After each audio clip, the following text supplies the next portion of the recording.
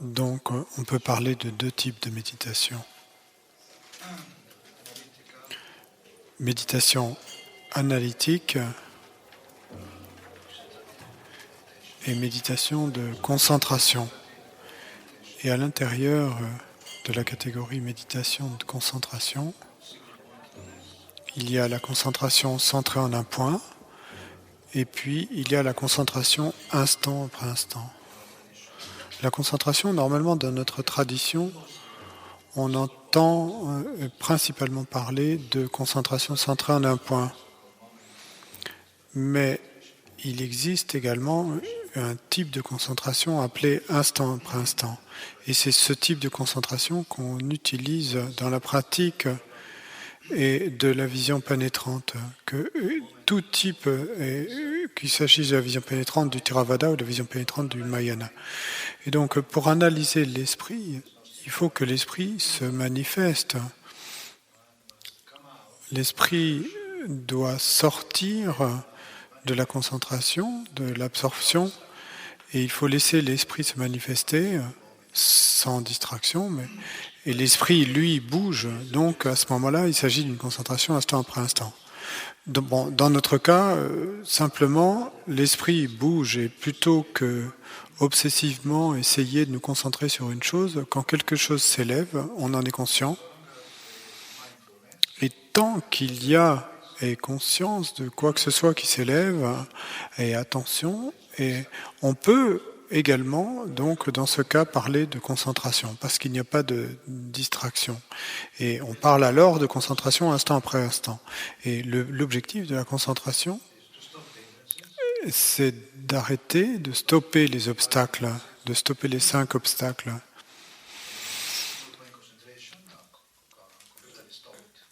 Et dans la concentration centrée en un point, les obstacles sont totalement stoppés. Ils ne sont pas éliminés, mais ils sont complètement stoppés, arrêtés. Et dans la concentration instant après instant, ils ne sont pas complètement stoppés, mais ils sont affaiblis. Et donc ils deviennent faibles. Mais même s'ils sont faibles, ils se manifestent quand même. Donc, concentration instant après instant ou concentration centrée en un point. Donc ça, c'est une catégorie. Et puis, pour la catégorie méditation analytique, là, il y a deux types de méditation analytique. Il y a la méditation analytique conceptuelle. Donc, c'est ce qu'on utilise dans le Lamrim. La méditation de Lamrim est une méditation analytique conceptuelle. Donc là, on réfléchit à quelque chose, on pense à quelque chose, et avec comme objectif de générer un ressenti. Et c'est le but de la méditation du Lamrim, c'est de créer quelque chose. Donc dans la méditation de Lamrim, on crée quelque chose. Et grâce à nos pensées, on arrive à créer un certain ressenti. Donc à travers l'analyse, par exemple sur la précieuse renaissance humaine,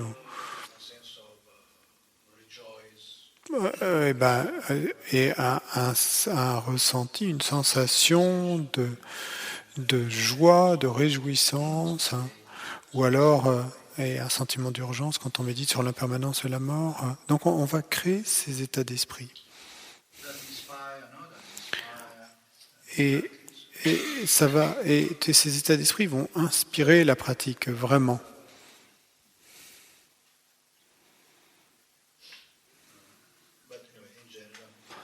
Mais quoi qu'il en soit, en général, la méditation de Lamrim,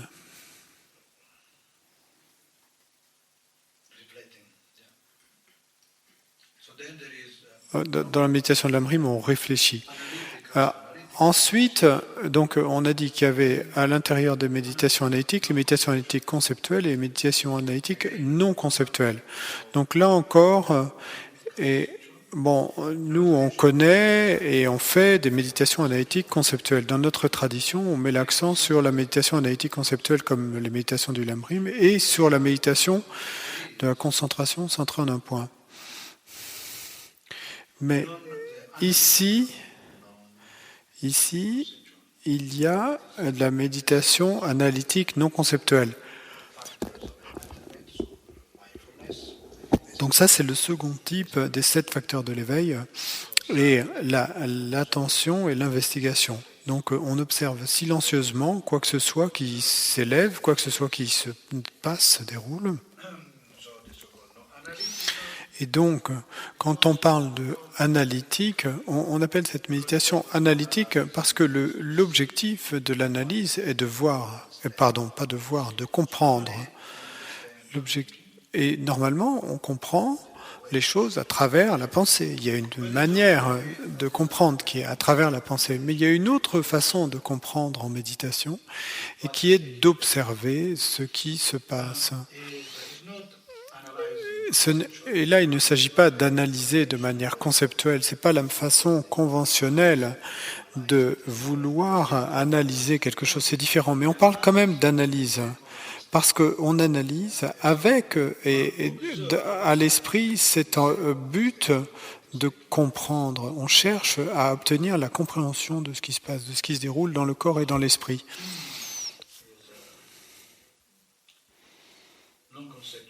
Et donc, c'est non conceptuel. C'est de la méditation analytique non conceptuelle, silencieusement, avec ce facteur mental qui a cette caractéristique. Sati, c'est ce qui tient l'objet. Et donc, puisque ça tient l'objet, qui ne l'oublie pas, donc il n'y a pas de distraction. Et ensuite, en tenant l'objet, et donc si on le tient, on ne l'oublie pas, donc il n'y a pas de distraction. Et ainsi, on crée un esprit non superficiel.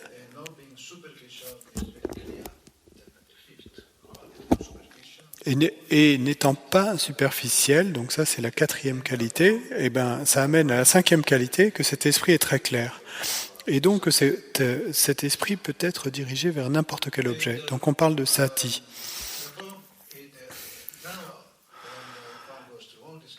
Maintenant, si on parle de toutes ces caractéristiques, et on ne peut plus simplement parler de sati ou de pleine conscience, d'attention, mais on peut parler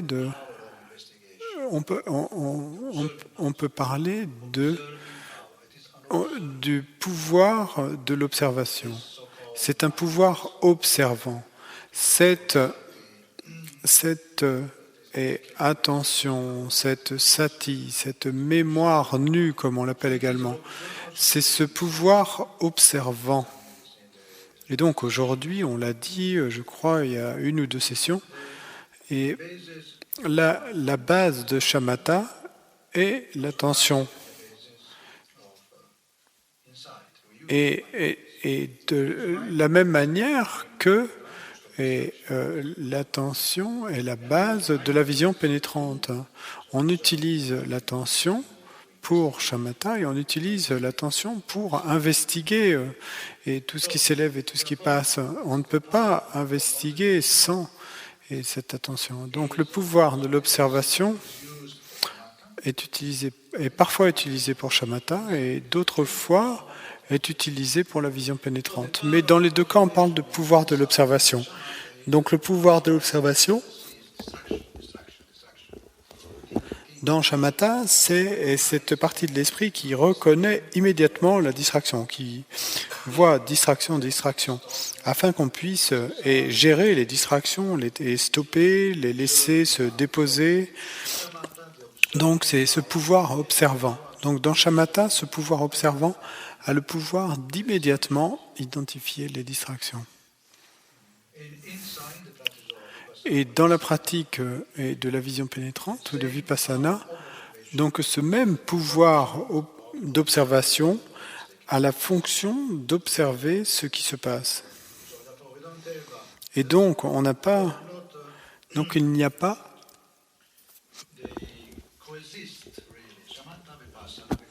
et donc shamatha et vipassana ne peuvent pas vraiment coexister parce que étant basé sur le même facteur mental, s'il y a un shamatha vraiment bon,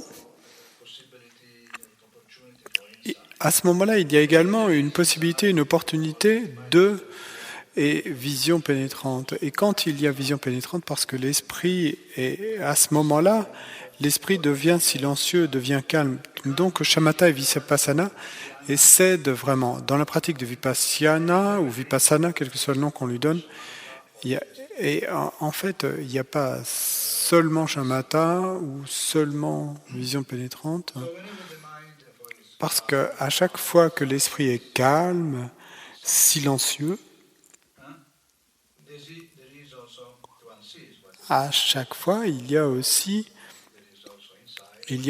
vision pénétrante. Et là où il y a vision pénétrante, il y a également paix, calme. Et donc les deux sont vraiment interchangeables. Les deux se soutiennent mutuellement. À cause de ce facteur, de ce pouvoir observant. Et ce qu'on appelle le pouvoir observant, comme on l'a dit à d'autres occasions, est une caractéristique particulière, comme on l'a mentionné, donc comme cette mémoire nue, ou cette simple attention.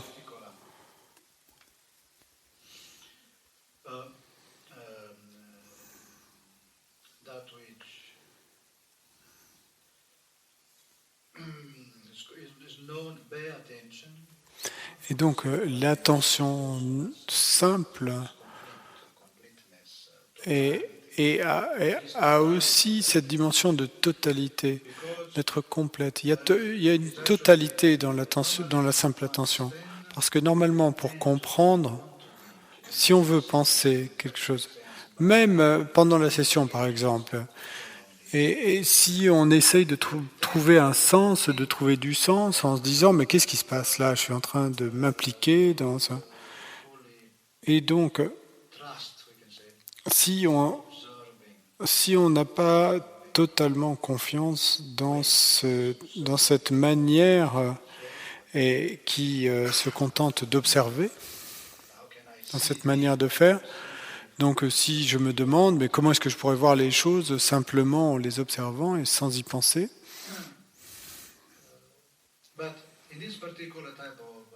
Mais dans cet type particulier de méditation, donc la pensée, donc dans cette méthode particulière, hein, il faut toujours faire attention aux mots qu'on utilise, mais dans cette... Parce que, et là encore, dans la pratique de la vision pénétrante, on réfléchit, donc il y a la réflexion et le sage, c'est pas qu'on ne réfléchit jamais sur rien, on n'est pas supposé simplement se laisser emmener par les pensées.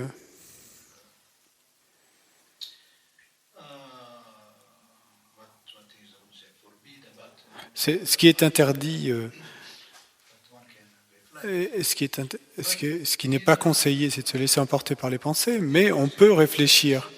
Mais dans une situation particulière, quand quelque chose est déjà en train de se dérouler, pour comprendre quoi? Pour comprendre des choses particulières, hein, et comme l'impermanence par exemple. Donc comment les choses sont impermanentes et comment les choses sont dépendantes, leur nature de dépendance. Et puis l'impermanence. Donc quand quelque chose se passe, si on commence à penser, en fait, on risque d'obstruer, parce que la caractéristique de l'attention nue, de la simple attention, est de laisser l'expérience parler. Donc c'est une expression, laisser l'expérience parler, par elle-même, pour elle-même. Donc laisser l'expérience parler, plutôt que de l'interrompre, hein, parce que c'est comme s'il y avait quelque chose qui nous racontait une histoire. Et donc à chaque fois, et tout ce dont on fait l'expérience, et on pourrait en parler ainsi en disant que c'est comme si quelqu'un nous racontait une histoire. Mais si quelqu'un nous raconte une histoire et qu'on l'interrompt tout le temps, alors on n'aura jamais une bonne image de l'histoire.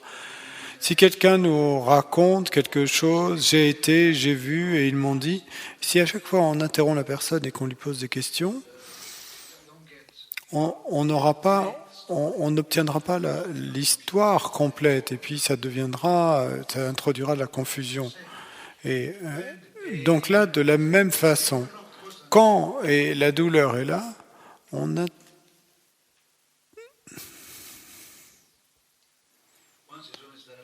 une fois, sa sainteté le Dalai Lama,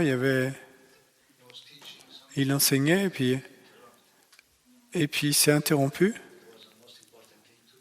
Et il a dit qu'il y avait une chose plus importante à faire que l'enseignement. Donc si on interrompt, par exemple avec la douleur,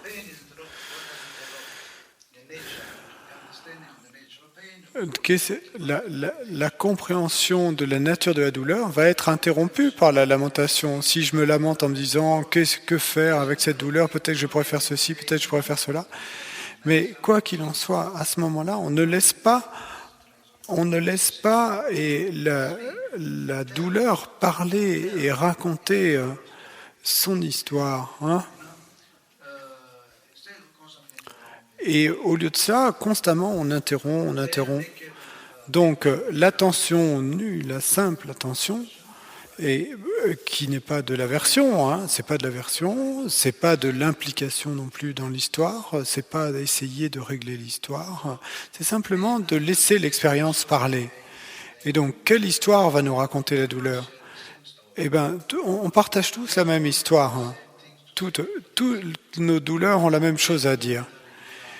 Je ne suis ici que momentanément. Je m'en vais, donc ne me saisis pas. Et que je sois très douloureuse ou pas, la douleur ou la colère va nous dire, mais je veux autant m'en aller que toi tu veux t'en aller. Parce que tout ce que je fais, c'est que je m'élève et je me passe et je m'en vais. Exactement comme toi le méditant. Et donc, au lieu, nous, de dire intérieurement, s'il te plaît, douleur, va-t'en, va-t'en, va-t'en. Mais en fait, on la saisit parce qu'on s'implique. Et donc, on dit à la douleur, s'il te plaît, va-t'en, c'en est assez. Quoi qu'on dise, il y a la lamentation, en fait, a l'effet inverse de l'effet désiré. C'est que on tient la douleur, on la retient. Et donc, prendre du recul, et c'est du courage. Mais il nous faut également être conscient qu'on traite de petites choses. Et c'est pas seulement 45 minutes et ensuite on va se lever et ça ira mieux. Donc on oublie ça aussi. Et très facilement, on devient obsessionnel et obsédé. Et une petite douleur, on devient cosmique, prend des dimensions cosmiques. Et à ce moment-là, c'est difficile de traiter ou d'observer. Et donc, ce serait une bonne réflexion et rapide et de se dire « Ah, mais de toute façon, la session ne dure que 45 minutes, blablabla. » Et puis ensuite, rester à observer la douleur et de la laisser parler. Est-ce qu'elle croît? Est-ce qu'elle se réduit? Est-ce qu'elle n'est pas plutôt comme une bulle, fragile, impermanente? C'est ça que la douleur va nous raconter.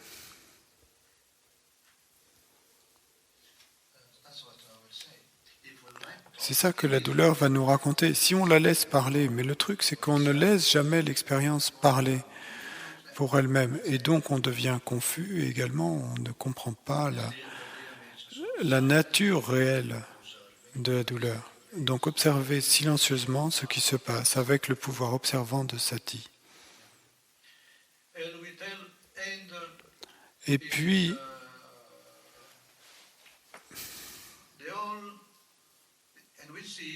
nous verrons la nature réelle, bon là encore, et le fait qu'elle s'élève, qu'elle passe, qu'elle change. Et puis également le fait que la douleur est toujours nouvelle, en fait, tout est toujours nouveau. On a une vieille tendance, un vieux schéma, et de nous impliquer dans les choses. Et notre tendance est de saisir. Toujours on saisit. Mais l'expérience elle-même n'est pas vieille, n'est pas ancienne. La douleur n'est pas vieille, elle est nouvelle. C'est un produit. Et il y a de la douleur parce qu'on est assis d'une certaine façon et qu'on n'est pas habitué à cette manière particulière et donc la douleur s'élève. Mais ce n'est pas une vieille douleur qui soit là, présente quelque part.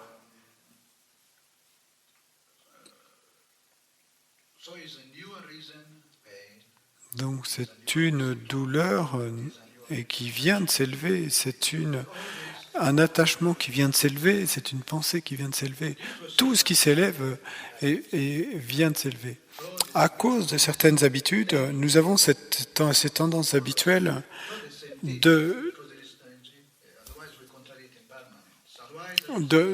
nous avons tendance pas à toujours faire la même chose, parce que sinon ça contredirait l'impermanence. Et autrement, ce serait comme un manège. Donc nous voyons les choses qui s'élèvent et qui passent, mais en fait, nous les voyons comme des choses qui s'élèvent. Oui, on les voit s'élever, mais on a plutôt l'impression qu'elles vont quelque part se cacher, se réfugier, ou enfin qu'elles partent quelque part, et puis que demain elles reviendront, ou plus tard elles reviendront. Et qu'en fait c'est la même douleur, ou c'est qui va revenir, ou qui était déjà là hier. Mais si c'était le cas, quelle serait la signification de l'impermanence? L'impermanence, c'est pas comme un manège qui tourne et tourne et tourne encore, et que ce serait toujours la même chose qui tournerait et tournerait encore. Non, l'impermanence, c'est la naissance, c'est la mort. Et donc, la douleur naît au moment même où on en fait l'expérience. Et quand elle passe, elle est morte, finie, partie. Et puis, c'est une autre douleur qui s'élèvera plus tard, demain, etc. Donc, à chaque fois, tout naît et meurt. Donc, toute chose vient de naître et puis ensuite va mourir. C'est ça l'impermanence, le fait que les choses changent.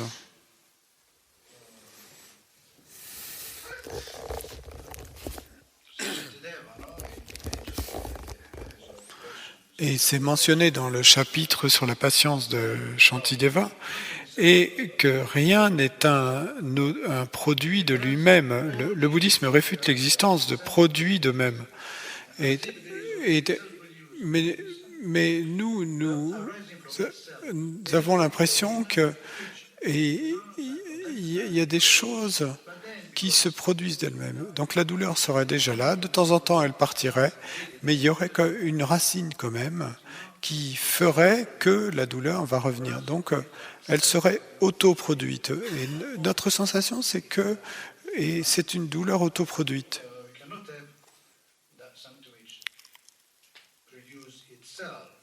Mais c'est pas possible d'avoir quelque chose qui se produise lui-même, parce que ça contradirait la douleur et donc au temps du temps où il y a la graine, il n'y a pas encore de pousse.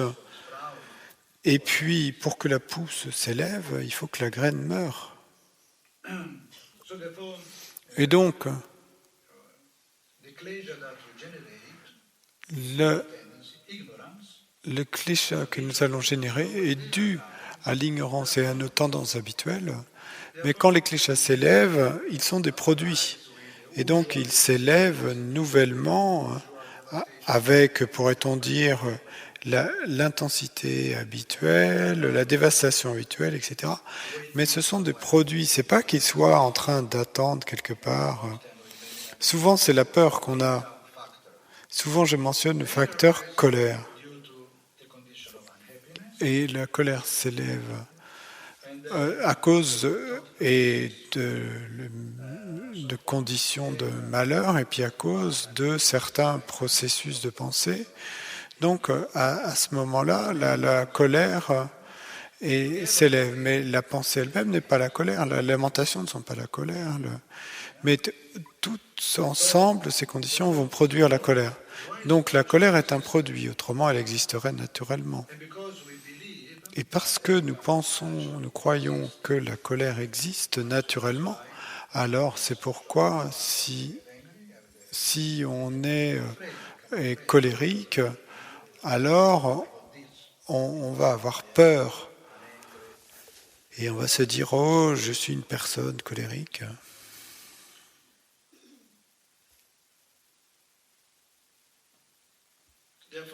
Et donc, l'idée, c'est que quand les conditions ne sont pas là, il n'y a pas de klesha. Quand les conditions se rassemblent, et il y a klesha.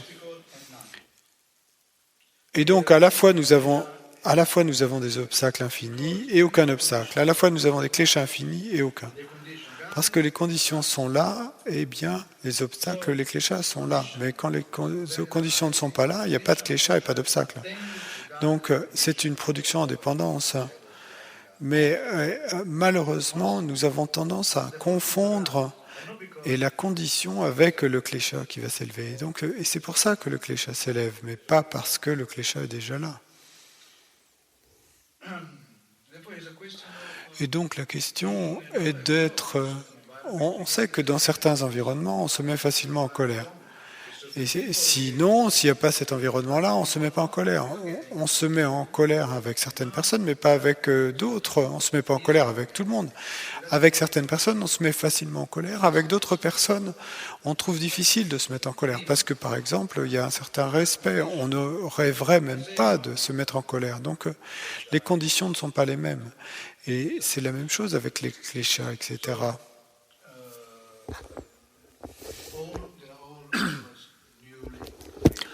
Donc, ces kleshas sont tous et nouvellement apparus et s'élèvent toujours nouvellement. Mais c'est la saisie qui fait que les choses vont s'élever. Et donc, l'attention nue, la simple attention, c'est laisser parler.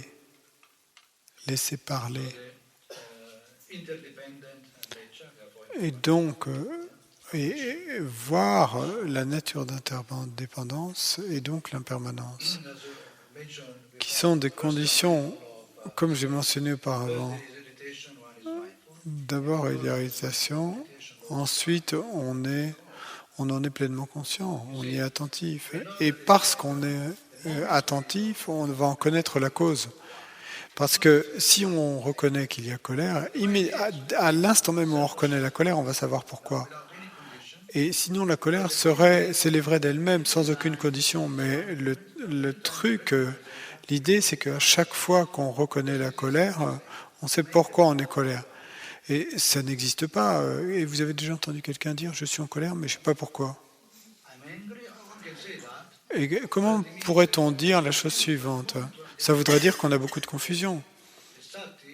Parce que dès l'instant où on dirige Sati sur la colère, à cet instant même, on sait que pourquoi on est en colère. Donc la colère s'élève parce que s'élève. Je suis en colère parce que la personne à côté de moi bouge. Donc la colère s'est élevée à cause de ça, à cause de l'irritation née du fait que la personne à côté de moi bouge. Donc, et c'est très clair à ce moment-là que la colère s'est élevée pour ça. Donc, et cette colère est un produit, et c'est un produit nouveau, qui est nouvellement produit, qui ne s'est pas élevé.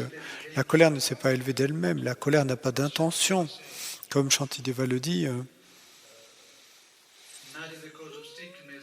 Ni la cause c'est pas la cause de la maladie qui a l'intention de produire la maladie. C'est pas la maladie elle-même qui dit je vais être malade. Non, c'est une condition. Donc, et même chose pour la colère. Donc la colère ne pense pas oh j'ai envie d'être en colère ou je vais me mettre en colère. Sinon ça voudrait dire ça. Si c'était pas un produit de quelque chose, si la colère n'était pas le produit de quelque chose.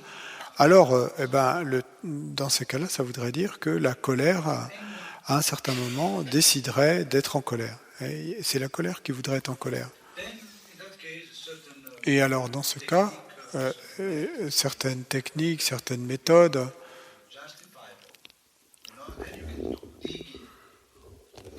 pourraient être justifiables. À ce moment-là, on pourrait creuser dans la colère. Mais le truc, c'est qu'il n'y a rien à creuser. Parce que tant que les conditions sont là pour la colère, il y aura toujours colère. Donc, quoi creuser ? Parce que vous allez creuser, et puis peut-être qu'un jour, il y en aura un petit peu moins. Et c'est comme si vous creusiez dans la terre, comme les dinosaures. la colère. Mais la colère, d'une certaine façon, sera toujours là tant que les conditions seront là. Quand les conditions ne seront plus là, il n'y aura plus de colère. Et il est clair, c'est très clair. Quand je dis en blaguant, faites un atelier sur comment gérer la colère. Et quand vous aurez ces méthodes, ces techniques, vous savez, il y a ces méthodes, ces techniques où vous êtes supposé faire sortir votre colère pour l'épuiser.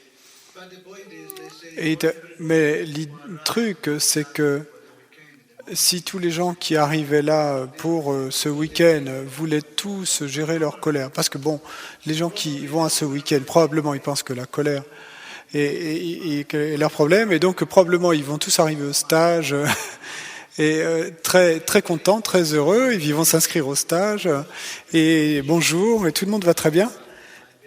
Et donc, mais en même temps, vous pensez que vous êtes en essence en colère, qu'il y a quelque chose qui est présent là.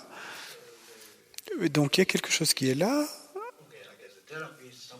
mais à un certain moment, le thérapeute ou l'instructeur va dire, donc maintenant, il faut qu'on se mette les uns les autres en colère. Donc prenez ce coussin, prenez ce marteau, ou alors commencez à vous insulter les uns les autres. Il faut créer les conditions, non ?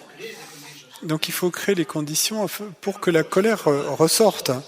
Et bien sûr, après un certain temps, vous êtes si épuisé que la colère va sortir, parce que c'en est assez. Mais disons que vous faisiez ce type de stage et que vous vous sentiez bien. Et puis qu'ensuite, vous rentrez chez vous, embouteillage, ou quoi que ce soit. La colère monte de nouveau, s'élève de nouveau. Et donc vous êtes dans la voiture, si heureux. Oh, j'ai fait sortir tellement de colère de moi que je me sens soulagé. Et puis quelqu'un vous fait un doigt dans les embouteillages. Qu'est-ce que vous faites à ce moment-là ? La colère s'élève et à plein. Et puis vous retournez le week-end suivant, le samedi suivant, à un autre stage. Et c'était pas suffisant. Il y avait quelque chose qui restait. Il en restait un peu. Mais bon, il en restera toujours, c'est sans fin. Donc c'est pourquoi la colère est infinie, et puis elle est nulle en même temps. Elle est infinie tant que les conditions sont là, mais elle est nulle quand les conditions ne sont pas là. Et c'est la même chose quand il y a contentement. À ce moment-là, il n'y a pas de conditions pour l'attachement. Mais malheureusement, nous, on crée les conditions parce que c'est une vieille habitude. Et là, on travaille avec les habitudes. Et ce sont sur ces conditions qu'en méditation, qu'on essaye de stopper en méditation. Et ces conditions négatives. Ensuite,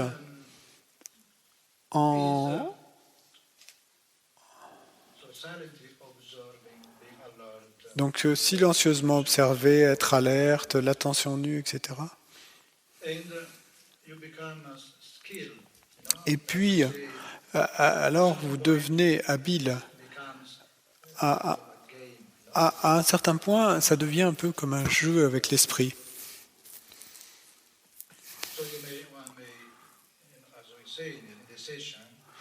Et donc, comme on le dit dans les sessions, si vous regardez l'esprit, et les distractions ne supportent pas d'être regardées par la pleine conscience.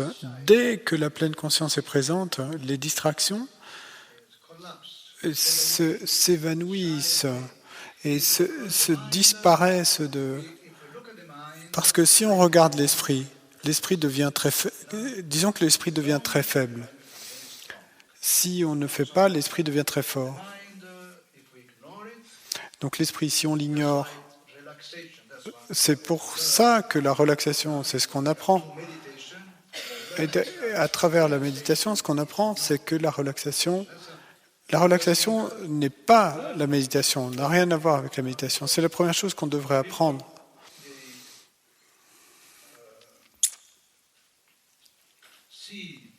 les gens voient la méditation comme quelque chose qui va vous rendre plus relax, plus serein. Et il y a toujours cette saisie de la sérénité, de ce sentiment paisible et relax. Et c'est ça que les gens attendent de la méditation. Mais les kleshas attendent au coin du bois, et probablement parce qu'ils sont clairvoyants, ils voient que vous avez cette attente d'être relax. Et donc les kleshas se frottent les mains. Super. Et c'est quand nous sommes relax et que les kleshas nous sautent dessus. C'est pour ça qu'on s'assied et le dos droit et pas couché, parce que couché, c'est impossible de méditer. Quand on est relax, bon, j'entends que on a besoin de se relaxer. Mais la relaxation est l'ennemi, le ennemi de la méditation. Bon, c'est agréable, on a besoin de se relaxer. Bien sûr, de temps en temps, on a besoin de se relaxer. Mais nous devons savoir, même si nous avons besoin de nous relaxer, nous devons savoir que le fait d'être relax va rendre l'esprit faible et va affaiblir l'esprit. Et donc, peut-être nous allons nous dire, bon, j'ai trop de lung, je suis trop tendu, donc j'ai besoin de me relaxer. Donc, très bien à ce moment-là. Mais à condition qu'on sache qu'on doit faire attention. Disons que je vais avoir de la musique dans mon esprit. Disons que je vais me raconter une histoire dans mon esprit. Et donc, on a besoin de ça de temps en temps, mais il nous faut être conscient et que la relaxation va avoir cet effet d'affaiblir l'esprit. Quand l'esprit est relax, c'est à ce moment-là que les kleshas prennent le dessus. Et c'est pourquoi, quand on lit les histoires de Makashana et dans le bouddhisme des premiers temps, et donc constamment, une attention constante, et du moment où on se réveille, même pendant le rêve, une attention constante, ne laissant jamais l'esprit se relaxer. Mais bon, là encore, nous devons comprendre que après un certain temps, c'est une habitude d'être éveillé, réveillé. Au début, il y a une tension. Au début, on n'arrive pas à avoir cette attention, on ne peut pas être aussi alerte naturellement, parce que c'est mélangé avec de l'attention et c'est un effort. Mais ensuite, finalement, ça va devenir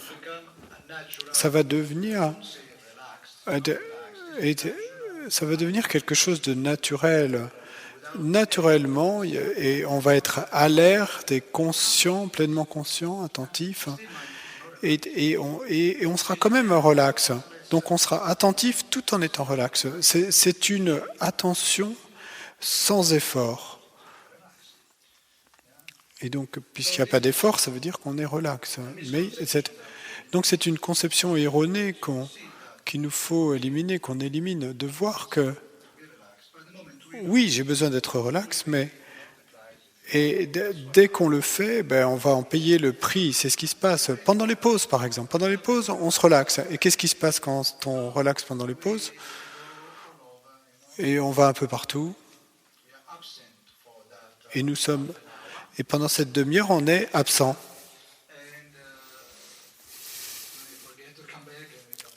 Et on oublie de revenir. Et on revient Dieu sait quand. Et donc c'est ça le résultat de la relaxation.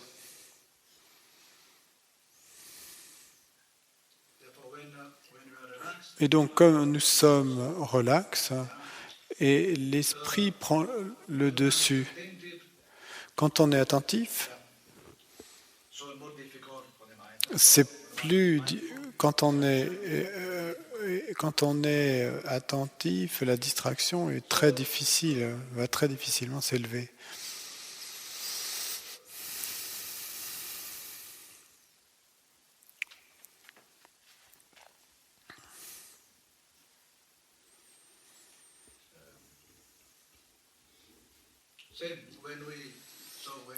Et même chose, quand on n'est pas attentif, le paradoxe,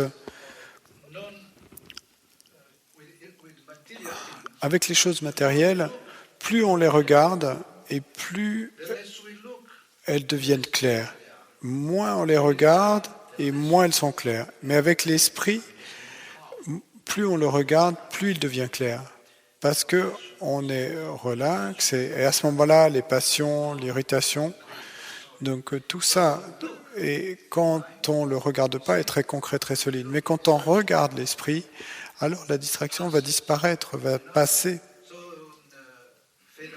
s'évanouir, tout s'évanouit. Tout devient insubstantiel. Et finalement, on va voir de plus en plus et que l'esprit n'a pas de couleur, n'a pas de forme. On ne trouve plus on regarde l'esprit, moins on trouve l'esprit. Et moins on regarde l'esprit, plus l'esprit devient puissant. Et moins on regarde l'esprit, plus il devient puissant. Et plus on regarde l'esprit, moins on le trouvera. Quand on regarde l'esprit, et particulièrement dans les méditations Mahamudra, donc quand vous regardez l'esprit, et on ne le voit pas, on ne lui voit ni de forme, ni de couleur, etc. Et donc on comprend c'est ça qu'on voit, ce que l'esprit n'est pas. Donc plus on le regarde, moins on peut lui trouver une substance. On continue à regarder, et on ne trouve pas de concrétude, on ne trouve rien de concret, on ne trouve pas de substance à l'esprit. Par contre, quand on ne regarde pas l'esprit, qu'on est distrait, alors l'esprit devient très concret.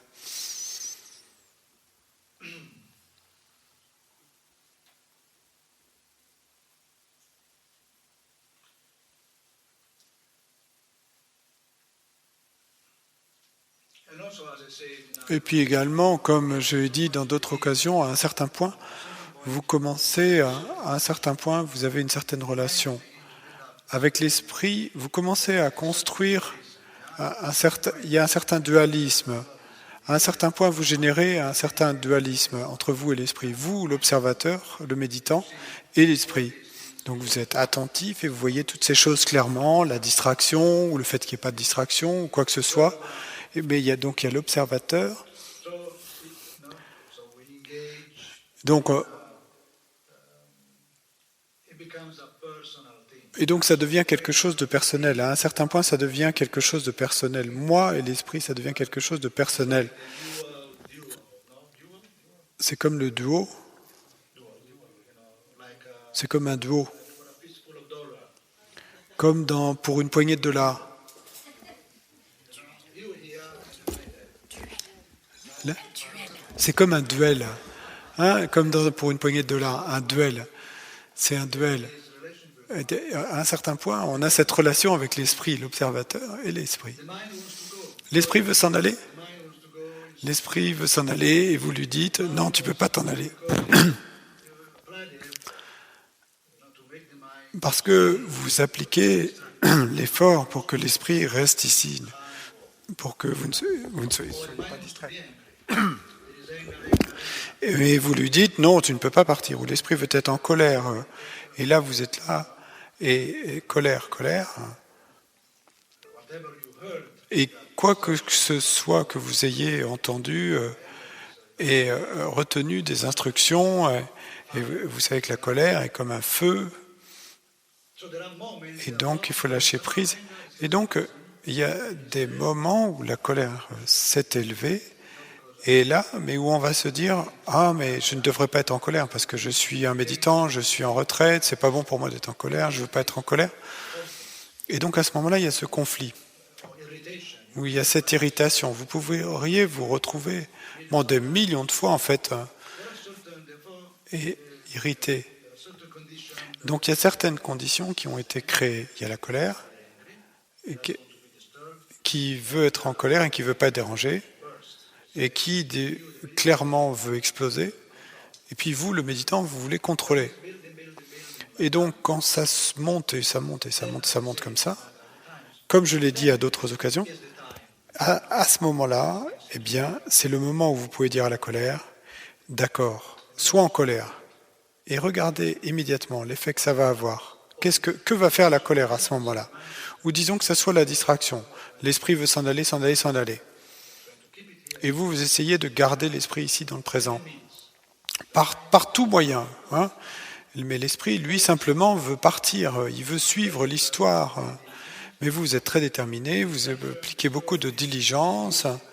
Et donc, il y a la distraction. Il y a une histoire que votre esprit se raconte. Je veux rentrer à la maison, ou ceci, ou cela. Eh bien, seulement à cette occasion particulière, dans cette circonstance particulière, où vous avez tout essayé, tout expérimenté, et à ce moment-là, vous pouvez essayer de dire à l'esprit, d'accord, va-t'en. Et regardez ce que va faire l'esprit, regardez s'il part. Comme il est dit dans le Mahamudra, c'est comme un chat. Si vous enfermez un chat dans une pièce, vous fermez la fenêtre, la porte, tout, à ce moment-là, il va péter les plombs. Et le chat pète les plombs. Ensuite, vous ouvrez la porte. Que va faire le chat? Il regarde autour de lui. Tout est ouvert. Et il va quand même rester dans la chambre et dans la pièce et s'endormir. Il a simplement besoin que la porte soit ouverte, mais il ne s'en va pas vraiment. Eh bien, c'est la même chose à cet instant particulier où vous dites à l'esprit « Ok, pars ». Eh bien, l'esprit est comme pris par surprise et puis et va vous répondre « Mais partir, mais où ?»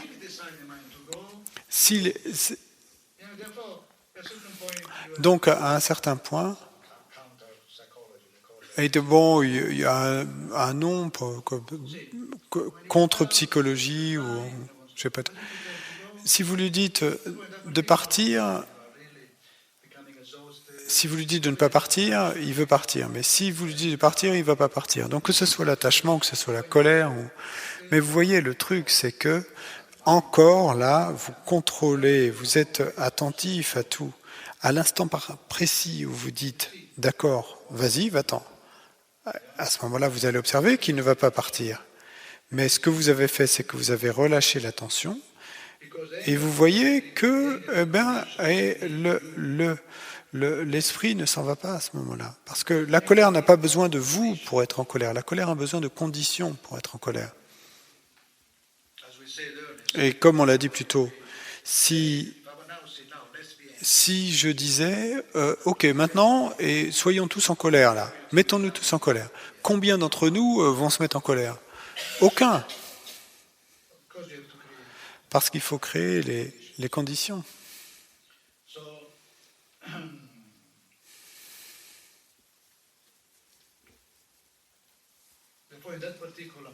Et donc, dans ce moment particulier, on peut appliquer cette méthode.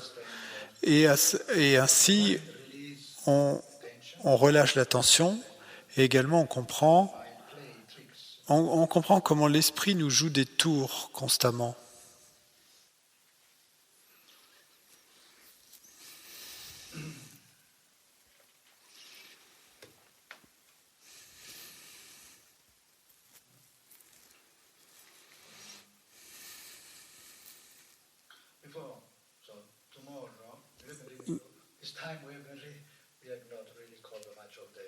Bon, pendant cette retraite, on n'a pas encore beaucoup couvert les 4 fondements de l'attention.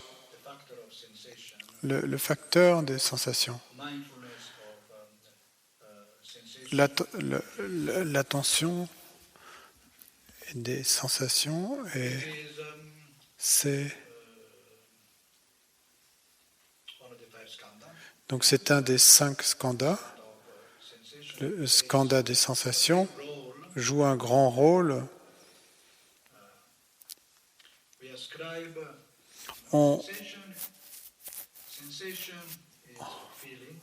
Donc les sensations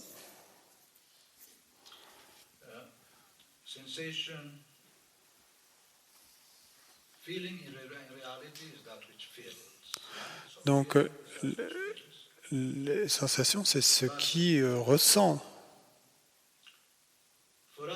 Mais pour nous,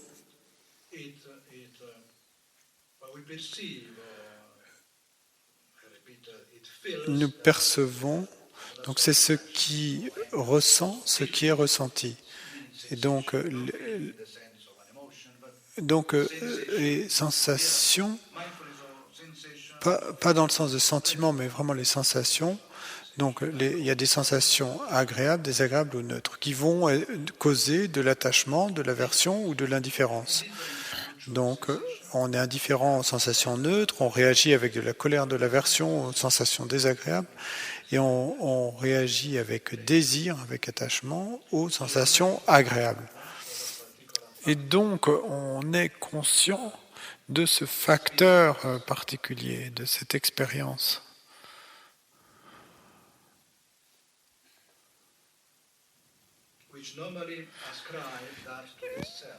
Et qui normalement est attribué au jeu qui lui ressentirait. Et donc, on attribue cette qualité qui appartient au facteur mental lui-même, on l'attribue au soi.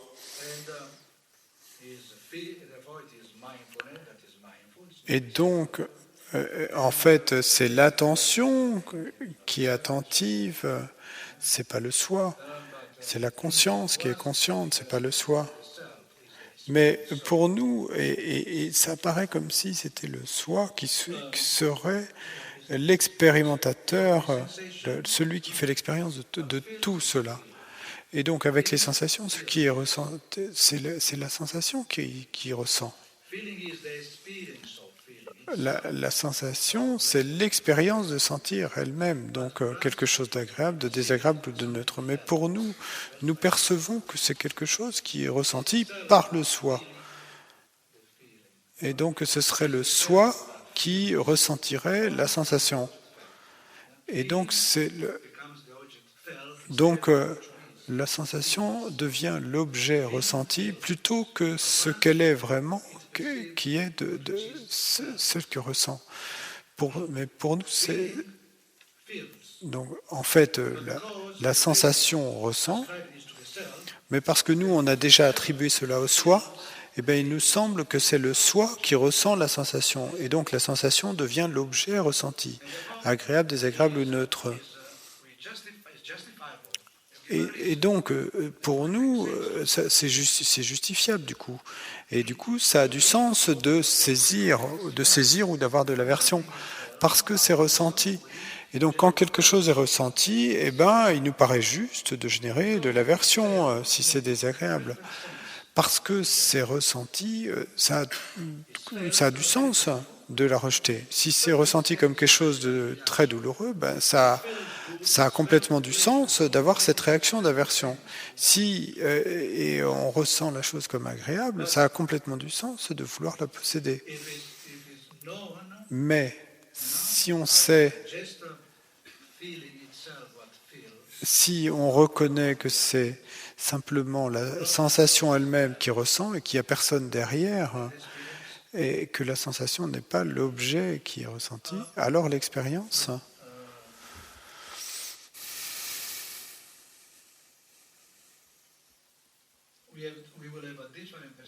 alors on aura une perception différente de ce facteur mental.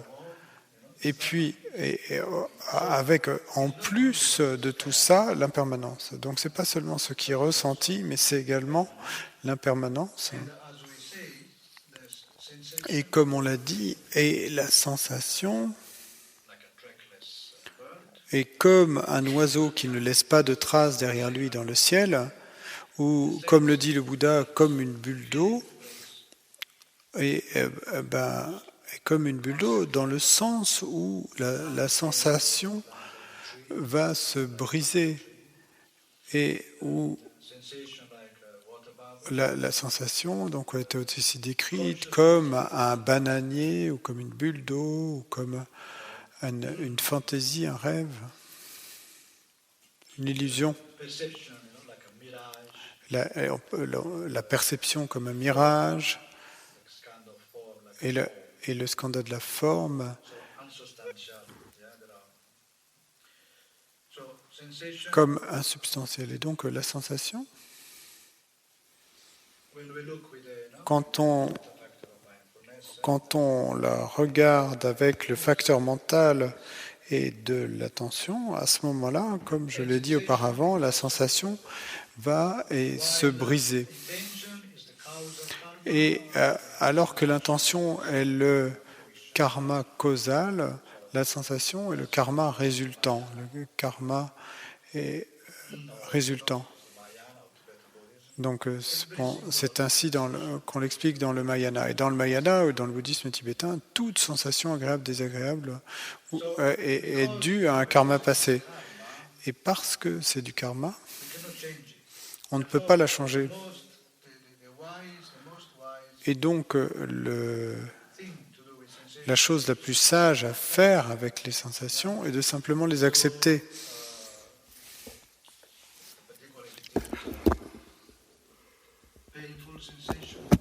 Particulièrement si c'est une sensation désagréable ou douloureuse, à ce moment-là, et laissez-la être telle qu'elle est et ne créez pas de nouveau karma.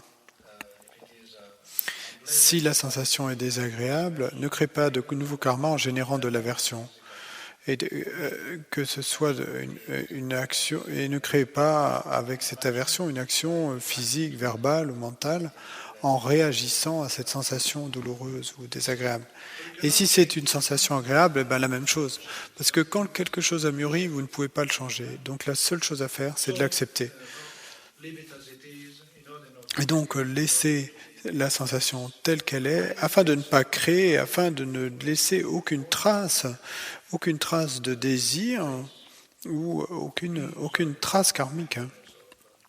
Et donc, on est attentif aux sensations, on les laisse telles qu'elles sont. Simplement, elles s'élèvent et elles passent.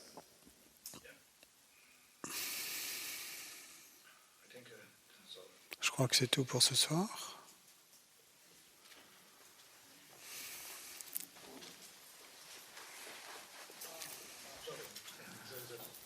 Pardon, une autre chose.